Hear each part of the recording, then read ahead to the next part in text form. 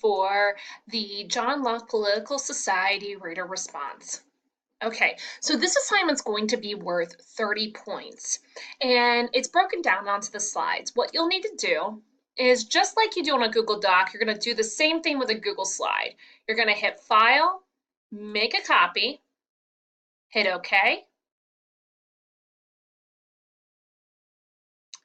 and then after you do that, you'll be able to write on your reader response. And you're going to fill this out like you would fill out a worksheet, but it's chunked together to make it a little easier to understand.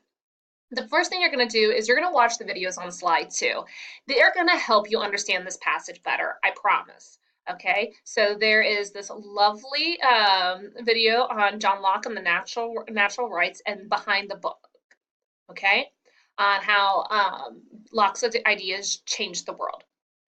After you watch those videos, you're going to read the text of the passage, and it's broken into 5 paragraphs, 1 per slide. So 1, 2, 3, 4, 5. Okay. On each slide, there are coordinating questions, and you're going to write your type your responses in the highlighted area. Please keep your responses highlighted. That way I can find them easier. I am looking for well thought out responses. Do not just write a sentence here. We're in the last semester of a senior level course. I'm going to be looking for well thought out responses.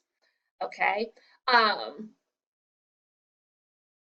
Once you complete the analysis of these 5 paragraphs, there are 2 more slides here that asks questions such as, what was the author's overall purpose? Summarize Locke's views on human rights.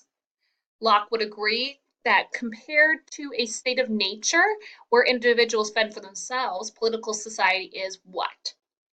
How did Locke probably feel about surrendering some individual rights for the good of society overall?